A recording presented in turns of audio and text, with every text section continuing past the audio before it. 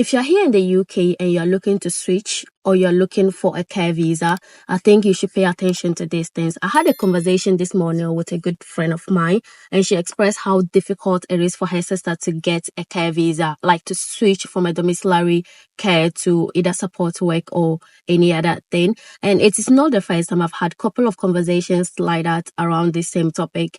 And because I make videos around immigrations and jobs, I tend to get these conversations a lot. So let's talk about it. First of all, you do not need to wait until you are at the verge of your visa finishing, your visa ended, before you start applying. Secondly, most people use job sites like Indeed to apply or to look for these jobs. Now, I want to tell you something. When you go on Indeed, for example, and you are seeing a lot of jobs around support work, around care assistance and all that, those who do not sponsor will specifically state in the job advert that, or in the job description, that they do not sponsor, and they'll probably give or tell you why they do not sponsor. And those who just come about blank, they do not say anything about whether they are sponsoring or not, you have a very good chance of applying to those companies because they do really sponsor. The thing is that there are a lot of people who are in the system that are looking for sponsorship, and a lot of people are desperate. So they rather want to attract your skills than attracting people who are really desperate for visa sponsorship. So most often they will not put it in the job description that they do sponsor.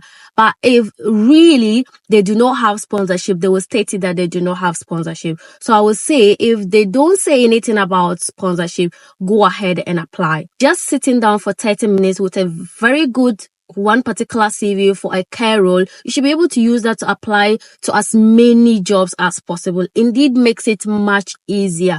Do not make a CV and just sit down and apply for one and put all your hopes in that job. You need to apply it to as many jobs as possible. And that's why you need to get a good CV. If you make a CV for support work role, make sure you've, like, at the time that you're sitting down applying, apply for support work role. Because if you're going to apply for support work role, after that you want to apply for a different role altogether, then you have to alter your CV. That's when it's daunting.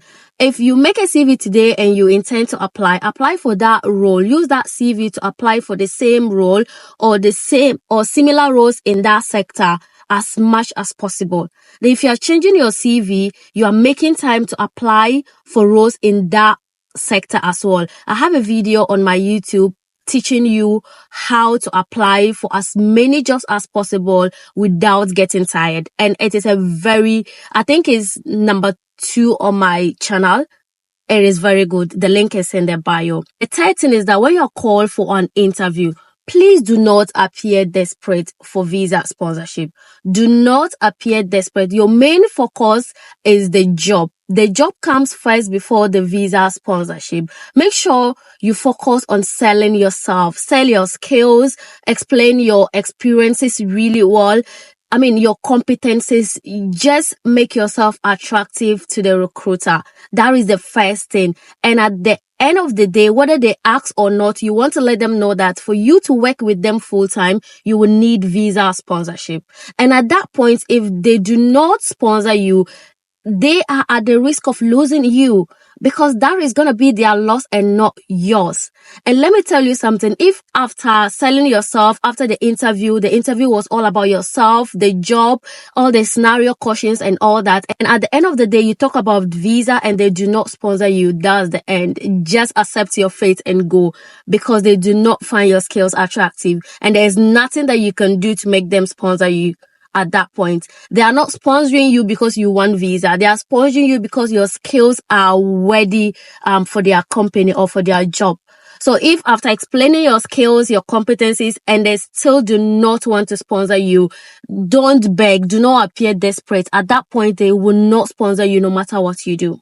I know a lady that, I don't want to tell her story, but I'm really inspired by her story. She resigned from her job and she was very calm.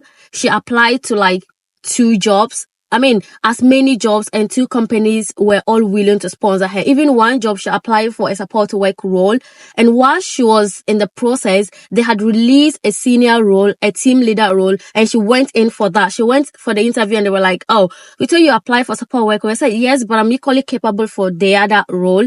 And they asked, "Do you need sponsorship?" "Yes, I would need sponsorship for me to work full time. However, if you don't have sponsorship, I can do part time with you." These are some of the tricks that you can use on an employer. But trust me, an employer is looking for people who are capable to work in their sector. And if you are able to convince the employer based on your skills, you wouldn't have to talk much about needing a visa and they will sponsor you. Just try that and let me know what you think. And I'm going to tell you how I was able to switch from domiciliary care to a support work role. My own experience. I'll be sharing that in the next video. Let me know what you think about this video. Bye.